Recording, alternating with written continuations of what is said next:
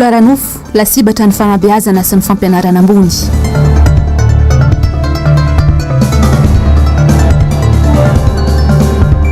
Fanafody adina mitazimoka tsy ampy ny tohana avy amin'ny fanjakana.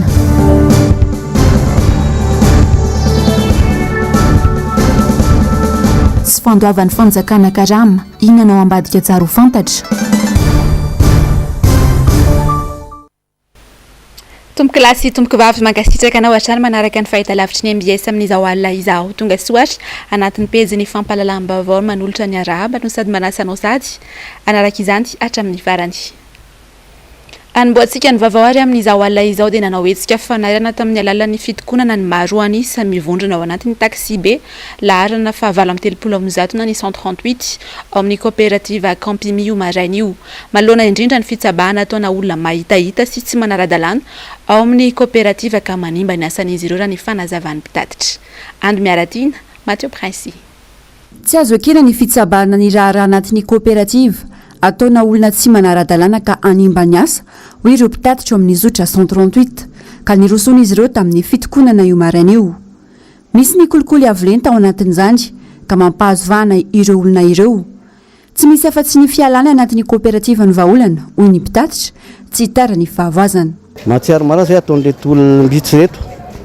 Fantatra tokoa fa tsy mety ny zavatra ataony ary mangalatra fahefana izy mahitahita any amin'ny ministerany izy izay tompona tomobila mahatsiaro mijaly zahay mijaly amin'ny asa fanakorotana ataony milaza izy hoe napetraka ny ministera hoe miady amin'ny fanjakana zay tsy miady amin'ny fanjakana zahay fa io ngamba hitanareo tsara mihitsy ngamba isolatra io arina io miantso ny bianco zay ary miantso anao zay monsieur le ministre ny fitsarana mba jereo akaiky ny dossier anay satria mahatsiaro tena hoe misy mafia ao anatin'ity coopérative anay ty amin'ny fitsarana mangataka zay tompo mba jereo tena jereo akaiky zahay satria ireo olondreo tsinitsinona ao anatin'ny coopérative manana ny règlement zany ny ino moa ty coopérative fitsipika anatiny io ka reto olondreto hitanao sady tsinitsinona tsy usager ny tsy mpikambana carte grise dia ninazy ny eritreretiny fa afamitady zay tsy mila an'ireo olona reo tsy mifidy an'ireo olona reo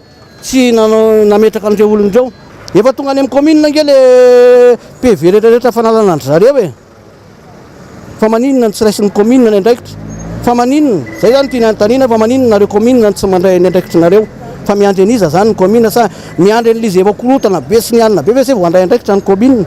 Efa nanomboka ny taona 2012 no nisy ny olana tato anatin'ny ity coopérative ity raha nambarany filohany. Efa niakatra fitsarana sy teny anivon'ny filan-kevim-panjakana mihitsy ny raharaha ary mbola mitoy izany mandraka ankehitriny.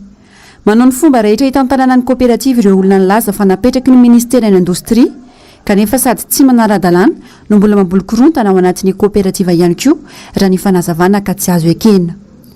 Fa le tompona fiara zay eritreretina ho azo rahonana sy ampitahorina no nandefasany an'le izy hoe zareo ndray zany zao mpitantana ity trano antahinareo anaty no raha ho an coopérative ary ny tena koa dia mbola tsy nanao passation ary tsy afaka ny anao passation amin'ny olona tsy ara-dalàna fa raha nanao ny korontana io raha ministera ka raha olona misy membre ange amin'ireo olona vitsivitsy ireo ka naninona tsy ilay membre raha no napetraka ministera raha milaza ny ministera fa anara-dalàna ao anatin'ilay izy fa kosany olona sady tsy membre no tsinitsinina no apetraka lazaina fa olotantana iray le coopérative dia eo le tsy azo ekena ary tsy azo ekena mihitsy ary tsy ho eken'ny majorité ato. Ny taona 17 no vita ny fifidianana izay birao hitantana ny coopérative AMPY tapitra amin'ity taona ity ny feptom-piasan'izy ireo no mafisy ny filohan'ny fahefa eo am-panomana tanteraka ny fifidianan'izy ireo amin'izao fotoana izao. Tetsy ankilany kosa ny laza ireo mpitatitra fa etsika fanairana ihany ity natao androany ity ka raha tsy misy ny fandraisana andraikitra mahalonjany dia hiamafy kokoa ny etsika ataon'izy ireo. Misy eo amin'ny endriny maro ny kolokolo eto Madagasikara amin'izao fotoana izao isan'izany ny kolokolo aranofina ny corruption sexuelle izay mahazo vahana indrindra eny amin'ny sehatra ny fanabeazana sy ny fampianarana ambony.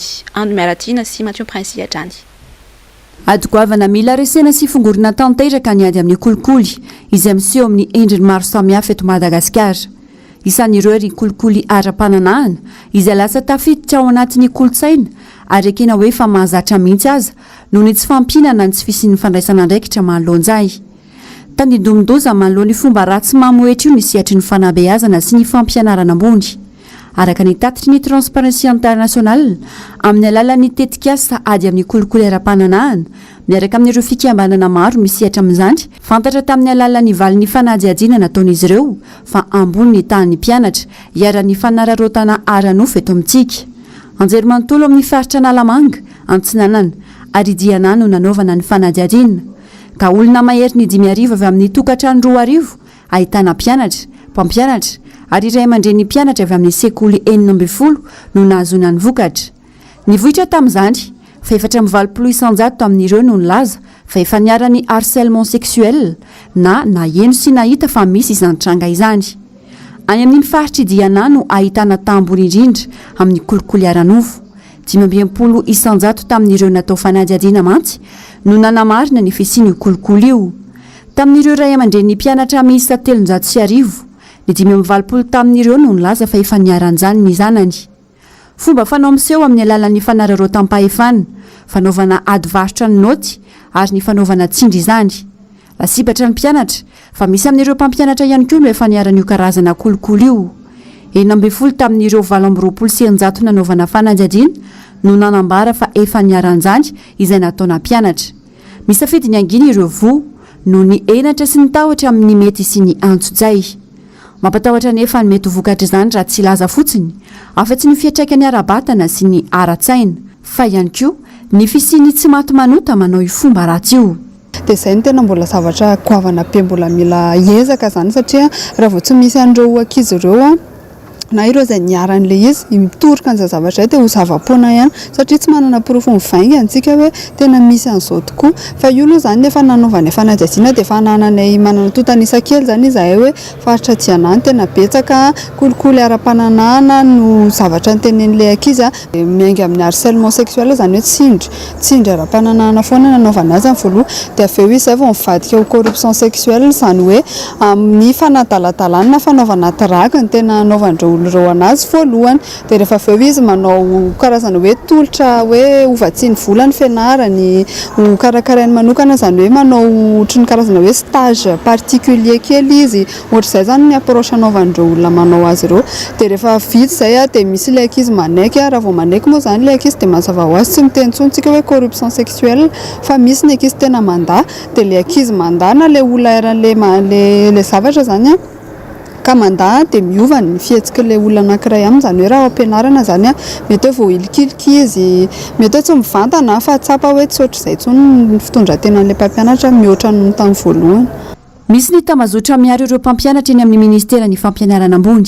ary sarotra ny manenjika sy mitory azy ireo eto amintsika raha teo tsy mbola misy ny lalàna momba ny kolikoly aranofo misy ny atrikasa no tanterahany transparency international miaraka amin'ireo mpiara-miombina antoka amin'ny androany na mola volana ny fananganana ny PISES na ny pacte de l'intégrité corporelle dans l'éducation de l'enseignement supérieur nandray anjara tamin'izany ny teo anivon'ny ministera tompon'andraikitra ny mpampianatra ny ray aman-dreny ny mpianatra iroso amin'ny fampahafantaran'izany izy ireo mba anekeny ministera izany ka ho apetraka eny anivon'ny sekoly hoenty miady amin'ny kolikoly aranofo tsy ampy ny toana avy amin'ny fanjakana eo amin'ny fanafody fitsaboana ny tazmouk ny fanjakana amerikana amin'ny alalan'ny USAID araka izany no tena manampy betsaka amin'ny vizay fitsaboana tazmouk eto Madagasikara izay onjalalaina ranaivomanana manora andre malala sy tokatra marolahy mbola ho lavitra ny ezaka vao foana ny aretina tazmouk eto amintsika aretina mahafaty olona maro ny tazmouk saingy azo atao tsara mitsabo azy raha ara-potoana izany raha amin'izao aloha dia mbola tsy tafiditra ao anatin'ny lara-pahamehan'ny mpitondra amin'izao ny ady amin'ny aretina tazmouk ny USAID aloha hatreto ny tena misahana amin'ny fitsaboana ity aretina ity eto Madagasikara amin'ny alalan'ny fanomezana fanafody sy mifampifanana ireo mpiantsehatra amin'ny ady atao amin'ny tazmouk ary ina ny ampiakatra ny tahan'ny olona marary sy ny matin'ny tazmouk raha misy ny fialan'ny USAID tsy hanampy amin'ny Madagasikara amin'ny fitsaboana sy ny fandraisana tanana ireo marary hatramin'izay angambany misy raha resaka fanafody na ataontsika hoe matériel ny ministère tsy ministère en santé ihany fa ny ministère jiaby satria tsy miafina amintsika jiaby karakory ny capacité financière ny fanjakana tsy io palio io fono ataoko hoe priorité ny fanjakana ny palio ma zegny isany mahafaty ihany koa ka par rapport amin'ny ataoko hoe ny moyen elananany fanjakana ndraiky le priorité tokony apetraka be de be dia mety mampanontany tena marina raha tsisy appui ny autre partenaire anakory ny USAID ma ny magnampy atreto ohatra ka mitsoaka ny USAID angamba fanjakana hoe tsy agnambela olo matimaty ny palu zay fa tsy maintsy iza solution na hitsakaraka partenaire hafa sinon ny volam-panjakana mo karaha ny ministère en santé manokana isan-taogno misy budget de l'état aloegny amin'ny achana médicament fa izy ma zegny raha zahavagna le coût ny budget de l'état azo district tsarakaraiky ndraiky le coût ny fanafodiny palu zay approvisionnegna pour distribution gratuite tsy comparable tokony agnampiagna ny volam-panjakana amin'ilay renforcegna ty ady amin'ny palu ty fa vola 1 tapitriza dolary isan-taona no omen'ny firenena amerikanina amin'ny alalan'ny USAID ho an'ny Madagasikara hiadina amin'ny aretina tazomoka. Olanatra amin'izay neritrehan'i Madagasikara ny mahakasika indrindra ny faminitsy fahampiny vary saika manafatra hatrany mosika isan-taona. Olana telo goavana ny mbola iainantsika tsy ahafahana manatanteraka izay fahampina ara-tsakafo izay. Ho arantsika ny fanadihadiny eo amin'ny sary sy rindran-tsary ny tahiry ny aina. Manodidina 5,7 alina taona isan-taona eo ny vary mbola afarantsika any ivelany. Raha manodidina 5 tapitrisa taona isan-taona kosa ny vary vokariny eto Madagasikara, izay tsy mbola mahavita tena aloha na ilay autosuffisance alimentaire hatramin'izao. Antotanisy izay nivoaka ny taona 2024. Ny 5,9 isan-jato amin'ny famokarana io dia mbola any mpamokatra na autoconsommation, 7,20 isan-jato kosa ny natokana ho an'ny varotra. Olana telo goavana ny mbola sedra ny famokaram-bary eto amintsika. Kanefa ny famokarana vary eto Madagasikara dia misy problema atao hoe anankitelo. Ny voalohany problema tany. Dia olona misy te hamokatra fa tsy manana tany, dia misy indray manana tany fa tsy mamokatra.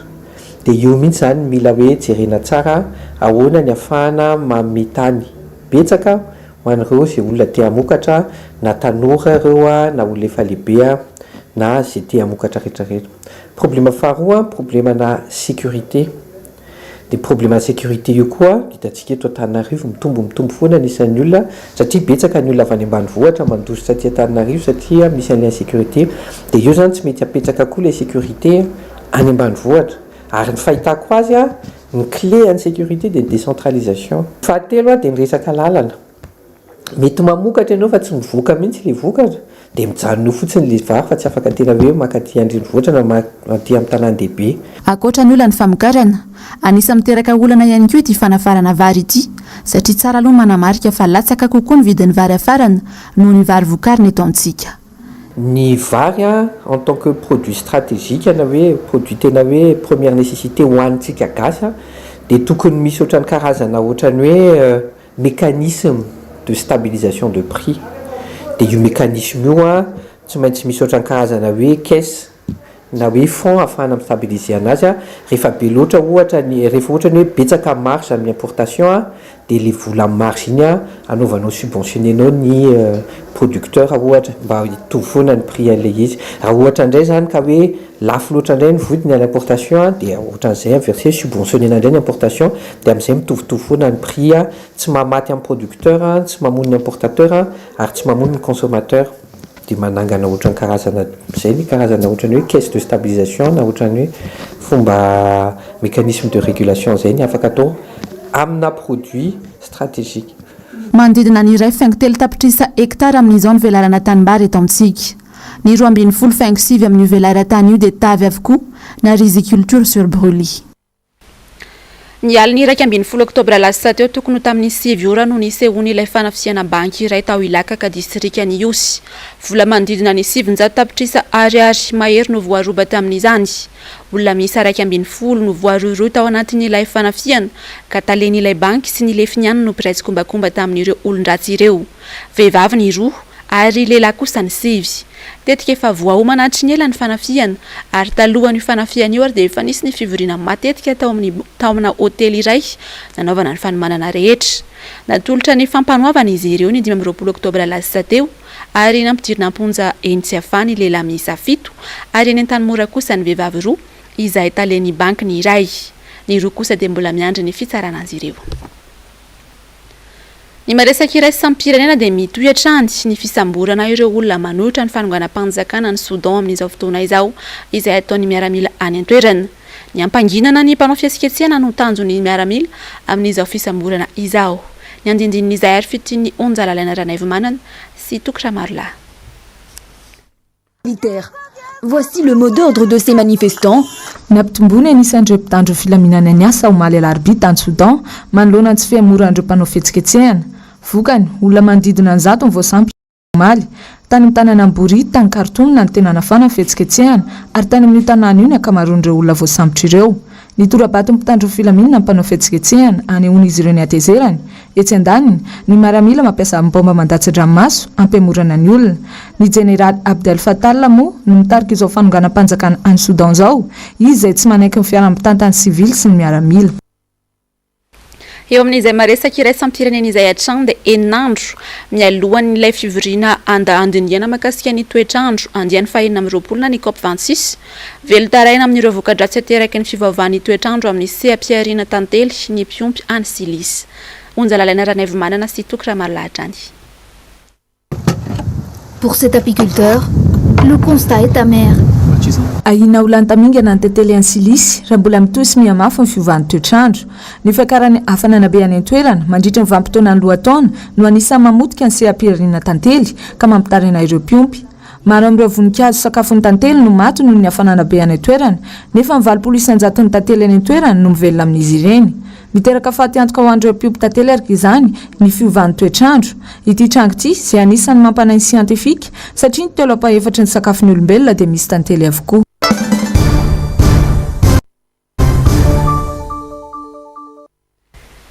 Ny sabotsy izao no tanteraina ny hetsika fihaonambe sy fisangatsanganana izay karakarainy Antokotiko Madagasikara amin'ny distrika Antsimindranno. Nambaran'ny solombavambahoaka Alana Tsimbazafy Androany ary fa efa milamina avokoa ny fiatrehana izany. Jarmano Menjanahary, Andry Rakoto Malala. Ny tonga miaraka no fanombohana ary ny miasa miaraka no fahombiazana. Io no targetra apetraky ny Antokotiko Madagasikara izay tary ny filoha Marc Ravalomanana. Ho ana Antsimindranno dia ny sabotsy izao no fotoan-dehibe anehoana izay firaisan-kina ny mpikatroka eo anivony ity atoko ity ao amin'ny place de la métier Bongatsara. Zava-dehibe ny fanotronana ataon'ireo mpikatroka maro avy any amin'ny distrika hafa hoy ny solombavambahoaka Alera Tsimbazafy satria mariky ny fitiavan-tanindrazana sy ny ambom-po ho an'ny fanavotam-pirenena izany. Fotoana izao ifankafantaran'ireo mpikatroka rehetra ao amin'ny distrika Antsimindranno sy ny mpikatroka ao amin'ny distrika hafa ihany koa hoy ny fanazavana. Nandalo fotoan-tsarotra ny firenentsika tao ny valanaretina sy ny sisa ary efa natao ihany koa ny atao hoe redynamisation manodidina ny 20 isanjato zany zao ny isan'ny commune efa nahavitana an'izay redynamisation zay karariny sitsiny raha miona amin'ny toerana anankiray ireo mpikatroka tiako Madagasikara rehetra mba isin'izay endrika firaisan-kina izay tsy makany amina fampielezan-kevitra itsika fa makany kosa amin'ilay hoe fampivondronana aloha ny hery amin'izao fotoana izao satria fantatsika tsara fa ilainy zany ary betsaka ireo mpikatroka tiako Madagasikara no efa niandry an'ity fotoana izay ionan'ity ka antenaina fa maro ary ao anatin'ny hafaliana no anaovantsika an'izay fitsangatsanganana izay. Efa milamina avokoa ny fandaminana rehetra ho hiatrany izy. Etsy andaniny dia miantso ny olom-pirenena tsotra ny tenany mba hijoro sy hosahy aradi amin'ny tanjona izay apetraky ny Antokotiko Madagasikara dia ny famerenana indray ny asan'ny firenena sy ny fiainam-bahoaka ary ny asan'ny mamalagasy ny malagasy. Adidiny antoko politika no manabe ny olom-pirenena ho amin'izany ho hiatrany ity solombavambahoaka ity. Ankoatr'izay dia nambarany ihany koa fa efa misy ny toerana malalaka ahafahana mametraka fiara azo antoka ho an'ireo izay maniry ny hitondra fiara sy moto mandritra io fotoana io. Tsikaritra tanteraka fa efa miomana amin'ny alabato sahady ny fitondrana rajoelina amin'izao fotoana izao. Olony antokony avokoa mantsy ny voatendry andrafitra ny seny vaovao izay karakara ny fifitianana manaraka. nanamafy ny rodoben'ny mpanohitra ho any demokrasia eto Madagasikara fa mila mirahina ny antoko politika rehetra ankehitriny manoloana ny zava-misy. Ankoatr'izay dia mitaky ny fampitsaharana tsy misy fepetritra ny fanendrena ny mpikambana vaovao eo anivon'ny vomiera mpandray baiko politika ity fotsiny izy ireo. Sharmano Menjanahary sy Tokramarla. Miainga sahady ny fikasana fanodikodinana safidim-bahoaka ataony Rajoelina sy ny ekipany amin'ny fifidianana ho an'ny taona 2024.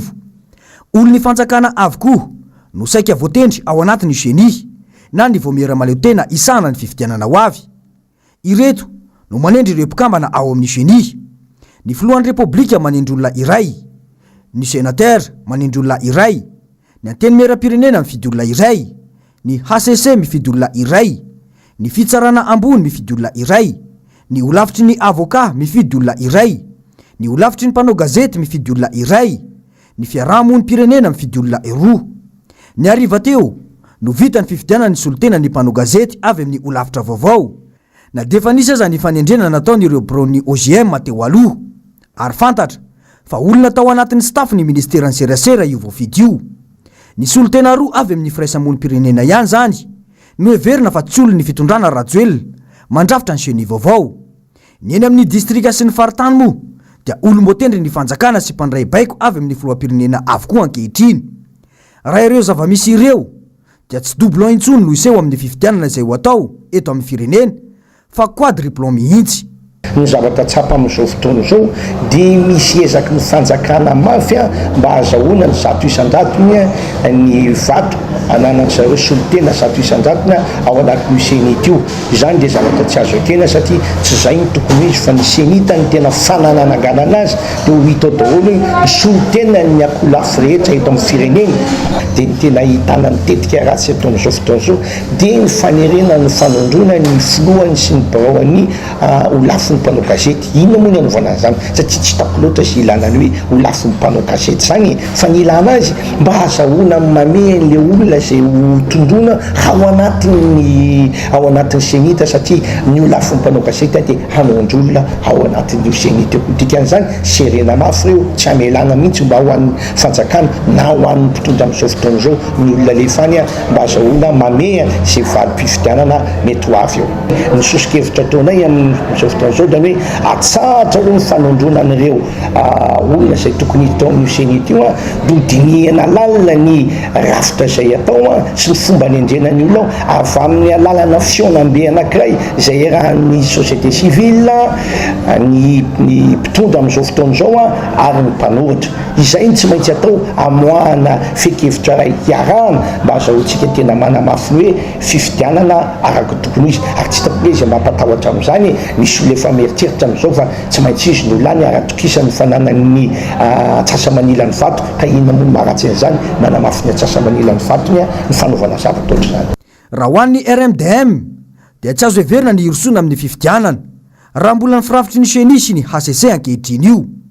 Ilaina ny fanovana lalàna mandrafitra izany toy ny lalàna 524 tsipika 420 tamin'ny 7 ny volana Oktobra 2024 sy ny décret d'application 524 tsipika 450 tamin'ny 20 ny volana Oktobra 2022.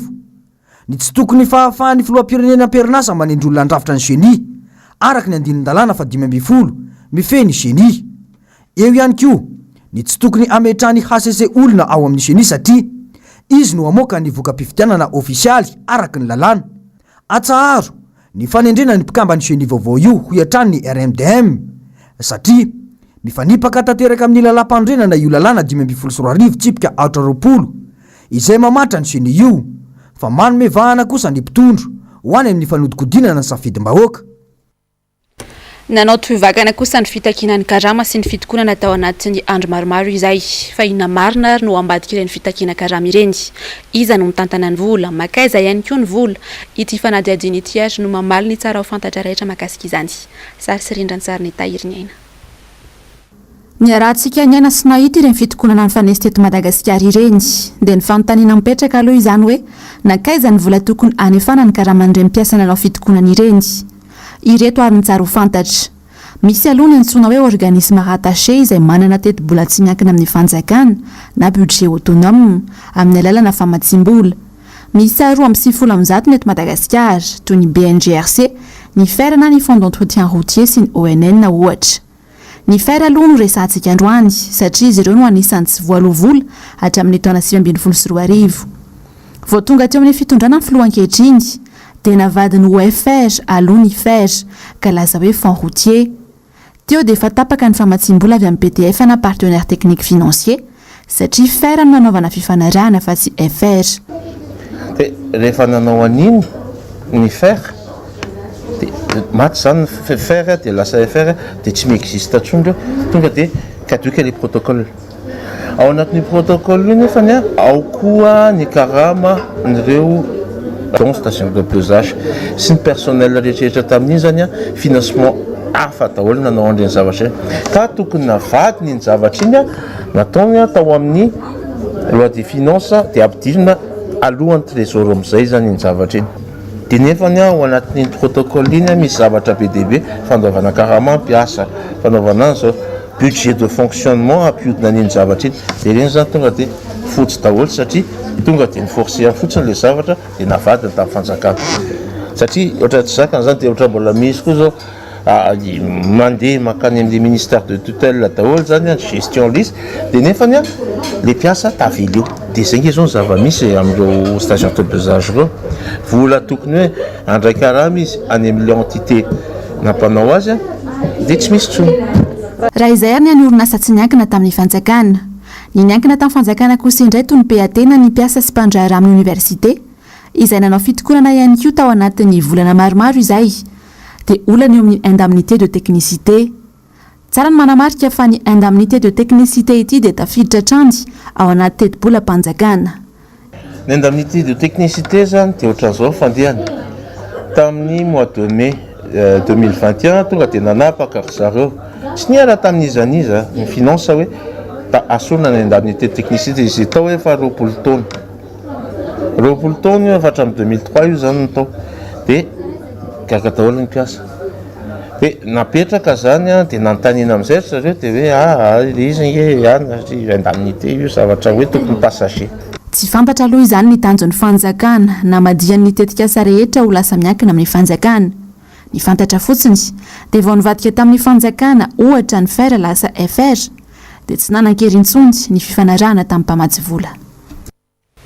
Akoatra ny fahatapahan-jiro lava ireny eto an-drenivohitra amin'izao fotoana izao izay iaina ny pony eto Antananarivo renivohitra dia fantatra ihany koa ary fa isy ny fahatapahan-jiro manerana n'Antananarivo ny farany herinandro izao.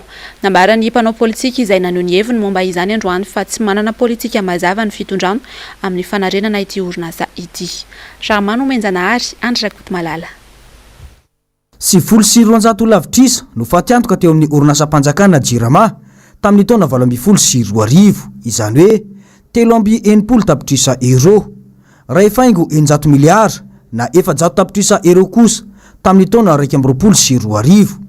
Ny farany herinandro teo dia nanambara ny tale JIRAMA fa misy fahavoazana noho ny fahanterana ny milina voalohany ka nahatonga ny fahatapahan-jiro ny farany herinandro teo. Teo ihany koa ny fahavoazany milina faharoa ny fiandohan'ny herinandro teo ka nahatonga ny fahatapahan-jiro lavarenitranga teto an-drenivohitra. Omaly dia nanamafy indray ny tale Vaovao Mbs Alakamisy fa misy fahasimbana ihany koa ny milina fahatelo. Ny fanontaniana mipetraka dia ny hoe natao inona fotsiny izany ny subvention na ny fanampinana tafiditra ao anatin'ny teti-bola mpanjakana isan-taona natokana ho an'ity orinasa ity. Ankoatr'ireo mantsy na ny volan'ireo orinasa tsy miankina toy ny Jovena izay mpamatsitsoloka ity orinasa ity aza tsy voalohany ny fanjakana. Raha ny tarehimarika azo anefa ny taona 2024 ka hatramin'ny taona 2024 dia mahery ny 309 miliara ariary no nomeny ny fanjakana ny JIRAMA amin'ny alalan'ny fanampinana ny subvention. Misy groupe efa tsy mandeha nefa andoavan'ny orinasa JIRAMA vola isam-bolana ofan'izany. Misy groupe matilava nefa tsy maintsy andoavan'ilay orinasa JIRAMA vola isam-bolana ary ny tena voamaika aloza na ny fikojakojanana n'ireo lay groupe reo ary dia mbola ny orinasa JIRAMA ihany no mandony sara ny fikojakojanan'ireo. Ny fahatelo manarak'izay dia fantatsika tsara ihany koa everiko hoe fotoana tokony ampahafantarana ny eto Malagasy an'izany fa misy ange contrat ifanaovan'ny orinasa jirama izay tsy maintsy pehena amina orinasa vahiny any ivelany isam-bolana io, zany hoe misy contrat zany eo pehena en devise isam-bolana. Misy ireo ataontsika hoe ana orinasa vahiny omen'ny mpitondra fanjakana alalana anao an'izay famokarana angovo amin'ny alalan'ny rano zay dia eto miara-malala tsara fa ny groupe action izay misy ny Jovena dia ao anatin'izany manao an'ireny le famokarana angovo amin'ny lafin'ny rano eran'ny Madagasikara reny. Ny groupe Sipromad izay fantatsika tsara hoe izy ny tompony omeny ny mpitondra fanjakana alalana ihany koa anao an'izay famokarana zany hoe ny famadihana ny rano ho lasa angovo zay ka ozy izy zay hoe fa maninona ary ny mpitondra fanjakana mahasamy manome ny privé zany hanao an'ireny le famokarana angovo eran'ny Madagasikara reny nefa maninona ny jirama no tsy avela mitondra fanjakana hanao an'izay famokarana angovo. Aina ho misy ambadika tamin'ny fampelezan-kevitra izay nataon'ny Rajoelina tamin'ny taona 2024 ny fahampotena mahazo ny jirama izao. Nilaza mantsy izy tamin'izany fa anokatra sy anangana orinasa mpamokatra angovo azo avy amin'ny herin'ny masoandro. Io fampanantenana io izay tsy hita hatramin'izao no mbola miampy ny tsy finiavana hikarakara ity orinasa mpanjakana ity. Mila politika matipaika ny fetrehana an'izany ka io olana io zany tsy any amin'ny hoe satria ilay ministera nizaraina roa mitokana ny jiro mitokana ny rano fa ozy izy zay hoe na ho zaraintsika 12 na 13 arakaraka ilay vina dia tsotra be fotsiny hoe inona ny politika matipaika ny mpitondra fanjakana amin'ny resaka angovo zany hoe ny amin'ny resaka jiro sy ny amin'ny resaka rano. Raha ho an'ity mpanao politika ity dia mazava ny saro izy fa mirona mankany amin'ny fanomezan-dalana ho an'ny sehatra tsy miankina io orinasa io ny filoam-pirenena. Tsy misy politika mazava apetrany ho an'ny orinasa io. Raha atao mantsy ny katsotsotra dia manodidina ny 7.7 miliara ariary ny totaly ny fantiantoko ny jirama io tao anatiny 4 taona ankoatra ireo trosa ananan'ireo mpisehatra hafa ao aminy.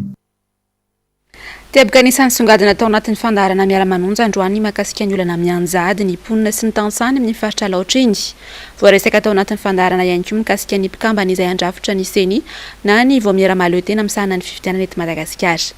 Ny andindin'izay fitiany ny zavandre mahefa sy tokatra marla. Tsarona tsara avokoa rehefa mpanantenana marobe nataon'ny fitondrana ankehitriny ho an'ny faritra loatra mangoro nandritra ireny fampelezan-kevitra ireny ho ity filohan'ny fikambanan'ny tantsaha loatra mangoro mitambatra ity. Manakity ny androana nefa tsy tantaratra izay mazava-bita ny fitondrana fa indrindra ny fanampiana ireo tantsahana ny toerana amin'izao fotoana izao. Zavatra misy any amin'izao fotoana izao zokorina raha ho misy fianakaviana anankiray mananjanaka 5 dia zara raha misy roa amin'ireo no mianatra. Ny antony dia tsotra le fahefana entina piditra ny ankizy any am-pianarana mihitsy tsy vita le ray aman-dreny. Zany hoe lasa miafara amin'ny fitadiavana amin'ny zavatra hoanina androany tadiavina androany hoanina rapitso tadiavina rapitso ka tsy mahefa-tsony zany ilay efa mividy eo amin'le fianakaviana sy ny ankohonana any amin'ny toerana zay zany le qualité le vahoaka tantsaha zany hoe efa tena latsaka ao ankaterena mihitsy tsy mba fantatra hoe mba misy mpitondra fanjakana ihany ve manontany tena hoe mbola misy mpitondra ihany ve amin'eto Madagasikara sady efa manahoana loatra diso fanantenana tanteraka zany ny vahoaka na loatra tamin'ny fampelezan-kevitra io moa zany le misy le fomba fiteny hoe misy ny atao hoe kobakambava sy ny ronono tavy tadidinareo daholo ve le zatra tenenina tamin'ny tena tadidy daholo raha nisy zato isan-jato zany ny zavatra fampanantenana nataotao tamin'ny fotoan'andro reny fampelezan-kevitra reny ame ohatra kely ohatra zany hoe resaka manodidin'ny aloatra zany ny resaka curage na canal barazy lalana sy ny sisa zay tsy ho tany saiko eto daholo fa zany rehetrarehetra zany zokorina be mananjara nampanantenaina daholo eno fa na dia ilay tanora vita fianarana mena tany misy an'izay tany tao an-tanambe mihitsy nisy kabarin'izay tany imery mandroso misy resaka an'izay hoe zay tanora vita fianarana dia omena velaran-tany 10 hektara eo atao an'izao betsaka maro tsy tambosaina le zokorina be mananjara fa mitadiko zay ambatomazaka atao hatramin'ny Paris moa za ahoana moa hoe asina Tour Eiffel verina ho Paris mamirapiratra mitovy ny any a Paris zany renivohitry mifaritra loatra mangoro zany nefa mandrakity ny androany ary ny lalam-pirenena zay fivezivezena miakara midiny eo ary mbola ao ny nytoerana misy anazy io a no mazaka anazy. Akoatra izay nitondra ny fanehonkeviny mahakasika ny fametrahana ireo olona andrafitra ny seni na ny voamera maleo tena misana ny fifidianana ihany koa ny solomahoaka mamrabe ny riny fa raha fifidianana no atao fifidianana solotena no atao isam-bato tarehy marika ny resaka eto dia olon'ireo maro anisy ireo no tsy maintsy olany ao anatin'io. Fantatsika tsara ny fomba fanaovana politika amin'izao fotoan'izao amin'ity fitondram-panjakana ity e tsy avelanana ny conscience-ny ny olom-boafidy any anatin'ivon'ny antenimera fa ny consigne de vote no mitondra azy. Raha iresaka ny antenimera-ndolona tsika efa 100 isan-jato 100 isan-jato any amin'ny fitondram-panjakana ny fironana tsy asiantsika ady hevitra. Iresaka ny fitsarana avy momba ny lalam-panorenana antsika zay tokony anana solotena ao anatin'io seni io. Fitsarana avy momba ny lalam-panorenana nge faniry no napetraka hitsara ny disadisa-pifidianana indrindra ny fifidianana filoham-pirenena sy ny fifidianana solombavam-bahoaka kanefa ny fifidianana ny fitsarana avy momba ny lalam-panorenana manana solotena atao anatin'ity voamera mahaleo tena lazaina fa mahaleo tena ity. Dikan'izay a sady mpitsara no tsaraina sady mpitsara ny tsaraina ny solotena ny HCC ao anatin'io voamera lazaina fa mahaleo tena mikasika ny fifidianana io. Dia toy izany hatrany ireo solotena avy amin'ny olafitra isan-karazany izay voalaza teo. Zany hoe midika izany fa hatraty am-boalohany a de efa tsinjo fa tsy ho voahaja mihitsy ilay fahaleovantenany io voamera io rehefa tafatsangana eo. Voamera manana fironana io efa tonga de manana ny lokony io ary fantatsika ny fomba fandokoana amin'izao fotoan'izao ile karazana loko hafahafa iny. Voamera fa manana ny lokony avy hatrany io a ary voamera efa manana ny fironana io a ary voamera efa manana ny heviny io. Ahoana mihitsy moa tsika aloha tongotsika de mitsotra itsika mpanohitra fa tsy afaky ny atoky ny zavatra avoaka ny voamera io satria amintsika tsy mahaleo tena io. Tao anatin'ny fandarana say ihany koa dia anisan'ny songadina mahakasika indrindra ny solotena izay andrafitra ny voamera mahaleo tena misana ny fifidianana na ny seni izay. Onjalalaina Ranaivomanana sy Andry Rakotomalalay kosa ny mamintana amintsika ny andindiny izay ary. Vaovao anisan'ny mbola mitana ny sain'ny olom-pirenena maro ny mahakasika ny fifidianana ireo solotena ao amin'ny voamera mahaleo tena misana ny fifidianana na ny seni. Raha ny tsikaritra loatra eto dia ny olom-pitondra ankehitriny no voafidy ho solotena raha ho an'ny ao amin'ny antenimera-pirenena manokana no jerena. Tamin'ny 20 Oktobra lasa teo moa no natao ny fifidianana izay nalany Hossein Abdallah izay tsy iza fa olom-pitondra ankehitriny amin'izao ihany. Tsy ho azo antoka ny fangaraharan'ny fifidianana satria tsy maintsy hanao izay halany azy mpitondra amin'izao ka porofon'izany izao fametrahana ny olona ao amin'ny seni izao. Dia zay any ivelany zatra mahita fifidianana mangarahara ny olona zany mangarahara. Nahoana moa tsika ny tsy mahavita mangarahara? Zany hoe rehefa atao mangarahara le zavatra de samy manaiky ny valim-pifidianana raha ohatra ka mangarahara le zavatra sy olona mendrika zany no atao amin'ny seni. Ny any hevitro manokana de maninona mora angara ohatra ka efa hita ireny ny zavatra nisy maninona raha foanana mihitsy le seni. Amiko zay ny zavatra mety a mitady rafitra hafitsika iarahana mikondoa iarahana mijery hoe ity no eketsika mianakavy tsika no eketsika rehetrarehetra ka rehefa mivoaka ny valim-pifidianana rehefa mivoaka ny anina tsisy miroro saina fa hoe io ny tena lany. Tsy hoe spesialista fifidianana fa za sura fa tsika manana spesialista manana olona afaka mijery an'izany afaka ivondronana koa zany ifanarahana eo amin'ny politicien sy amin'ny technicien zay misy eto amin'ny fanjakana hoe ty misy hevitra vaovao azo aroso anoloana ny seni zavatra possible zany misy possibilité be da be azo ijerevana an'izany fa tsy hoe io zavatra efa tsy mety de mbola io ihany no anina de farantsika ifandrafa eto satria ahoana zany ny olona zany io mampitonga ny olona lasa tsy mifidy satria voasakan'io zay io zany de isa ho alatra indray io tapitra ny fampahalalam-baovao izao alina izao ankasitrahako anao nanaraka izany hatramin'ny farany global news tahaka ny mahazatra anao raha anao rehefa avy eo ary izay kosa ny fandarana ahoana marina ary ny horonan-tsary mitondra ny lohany teny hoe contrabande ny tena kosa mametraka ny veloma mandrapitafa ho amin'ny rapitsindray ary tompoko